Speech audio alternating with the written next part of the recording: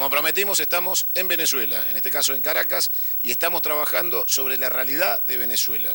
Y digo la realidad porque vas a ver todo sin editar. Estamos ahora con el ministro de Comunicación del Gobierno Bolivariano de Venezuela. ¿Cómo le va? Buenos días. ¿Su nombre completo? Muy bien, Santiago. Me llamo Ernesto Villegas. Un saludo para ti y para todas y todos en Argentina. El nombre era más largo, por eso te lo pregunté a vos. Ernesto Emilio Villegas Polhac. Es un apellido un poco peculiar, es de origen croata. Mi madre era judía, vino huyendo del nazismo, de la Europa de la guerra. En los años 40. Para mí es un placer y te agradezco la deferencia de atendernos. Claramente la batalla más importante que libra Venezuela, entre otras, es la de la comunicación. Estamos en la era de la edición, del online, todo se transmite con un celular, pero la forma en que se transmite y que los grandes medios deciden comunicar no es siempre la misma.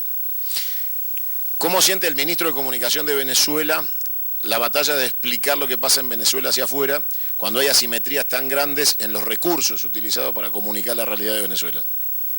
Ciertamente hay una gran asimetría porque hay un cartel hegemónico mediático que se ha coaligado para establecer alrededor de Venezuela un mega fake news. No es en modo alguno, digamos, invisible el que prácticamente hay un pensamiento único comunicacional que pretende mostrar un solo relato sobre lo que ocurre en nuestro país, que tiene sus problemas, como los tiene Argentina, los tiene España, los tiene Francia, los tiene Gambia. Todos nuestros países, incluyendo los del mundo desarrollado, Estados Unidos, Europa, están llenos de problemas. El resurgir del nazismo, esas expresiones de neonazismo, de una ultraderecha muy atrasada, es expresión de graves problemas en nuestras sociedades. Y de ese fenómeno no escapa Venezuela. Hay un relato que pretende glorificar a un sector que se hizo en armas contra la paz de la República, que como pasó en Libia y como pasó en Ucrania, se le aplicó un periodismo de encubrimiento y una vez que lograron el cometido de derrocar a gobiernos que eran desagradables para los poderes mundiales, pues el mundo se asombró de que surgieran entonces como su alternativa unos personajes que eran muy atrasados. En el caso de Libia, unos grupos que establecieron la ley de la Sharia, que devolvieron a las mujeres a siglos de atraso, obligándolas a colocarse un velo y devolviéndole a los hombres el derecho, entre comillas, de tener 3 o 4 esposas y de golpearlas. Y esos eran pintados como luchadores por la libertad. En el caso de Ucrania, mucha gente se sorprendió cuando se dieron cuenta de que aquellos que glorificaban como luchadores por la libertad eran realmente neonazis, que han quemado vivas a las personas, a sus oponentes. Pues bien, ese periodismo de encubrimiento lamentablemente tiene estas consecuencias. Aquí en Venezuela ha habido el gran encubrimiento a una estrategia alocada de aventura violenta, muy violenta contra la paz del país, que ha costado muertes y destrucción en Venezuela y que han sido así de manera, digamos, homogénea y prácticamente totalitaria,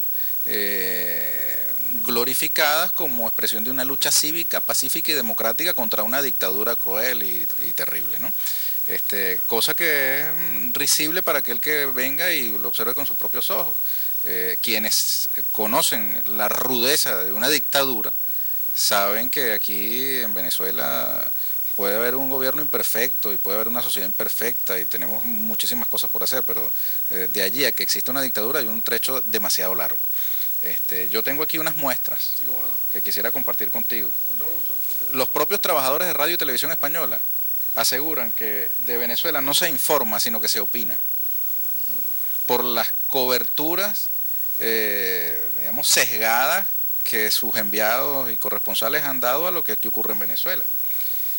El diario ABC muestra una fotografía que le dio la vuelta al mundo en varias portadas de periódicos y dice: Maduro encubre con violencia y represión el fracaso de su constituyente.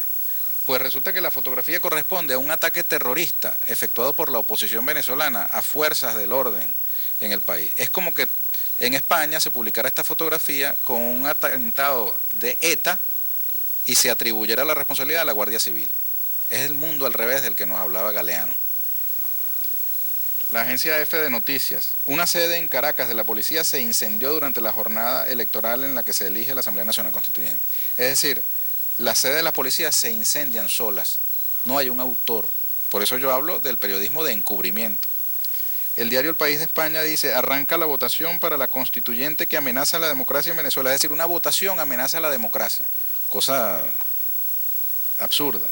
13 países piden a Maduro que suspenda la constituyente. Resulta que la convocatoria era para 34 países del continente y una minoría insistió en interferir en nuestros asuntos internos, pero el titular de CNN es, digamos, volteado para no mostrar la derrota que sufrieron. Muere quemado un hombre durante nuevos enfrentamientos en Venezuela. Es decir, este hombre murió solo, murió quemado por decisión propia. No hay un autor del crimen. Por eso insisto en el periodismo de encubrimiento. Acopio de agua, comida y velas en Venezuela ante la huelga de 48 horas convocada por la oposición. Este comentario que sigue lo hace el periodista español Pascual Serrano. ¿Recordáis que en Venezuela no había comida en los mercados y la gente se moría de hambre? Pues el 25 de julio, según El Mundo, estaban acaparando por la huelga. ¿Qué cosas? La rebelión de los encapuchados. Un tratamiento glorificador que no le dan, por ejemplo, a grupos violentos que han existido en su historia, frente a los cuales ha habido incluso desarrollo de normas penales. Pertenencia a banda armada es un delito en España. Acá en Venezuela se le glorifica a los que pertenecen a bandas armadas. Esta portada es muy interesante porque dice, sí rotundo a la Constitución Europea con una participación del 42%. Para el diario El País es muy importante y es un sí rotundo cuando participa el 42% en un referendo aprobatorio de la Constitución Europea, pero el porcentaje similar, 41% que hubo de concurrencia a las elecciones de la Asamblea Constituyente, ellos mismos lo pintan como una victoria de la abstención. Es decir, para el caso europeo es una victoria rotunda, para el caso venezolano es un triunfo de la abstención. Muere por disparos un candidato en la Asamblea Constituyente de Venezuela. O sea, él se murió porque quiso y los disparos no fueron efectuados por nadie, ¿no? Es decir, hay encubrimiento del autor de los disparos, que es lo importante. Un agente herido tras la explosión de 3 motos de la policía en Caracas durante las elecciones de la Constituyente. Es decir, las motos explotaron solas, no hubo quien las explotara. Esta pequeña muestra de la prensa española, tú la puedes conseguir en la prensa del continente americano también, y en la prensa anglosajona y en la prensa francófona. Es un cartel mediático que se ha coaligado para dar un relato catastrófico, calamitoso de la situación de Venezuela, similar a la que se le dio a Irak. Aquí con el cuento de que en Irak había bombas de destrucción masiva, produjeron 1 millón de muertos, y el interés era realmente ponerle la mano al petróleo iraquí. Nosotros estamos sentados en una inmensa piscina de petróleo que despierta las apetencias de los poderes mundiales, particularmente del imperialismo norteamericano. Y el coro mediático que le hace, digamos, resonancia a sus intereses se pone en función de derrocar al gobierno bolivariano para que el imperialismo estadounidense, a través de sus transnacionales, se quede con nuestro petróleo. Pero les tengo buenas noticias para el pueblo y malas noticias para esos intereses. No nos vamos a dejar.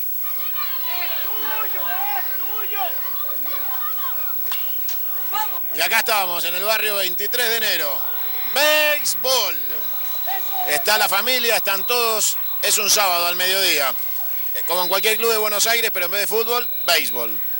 Pasión, diversión, chicos, familia, todo muy tranquilo. Este es un barrio netamente obrero. Estamos camino a la tumba de Chávez y lo único que se ve es alegría familiar. Nosotros no entendemos mucho, así que vamos a recurrir a alguien que seguramente entiende mucho.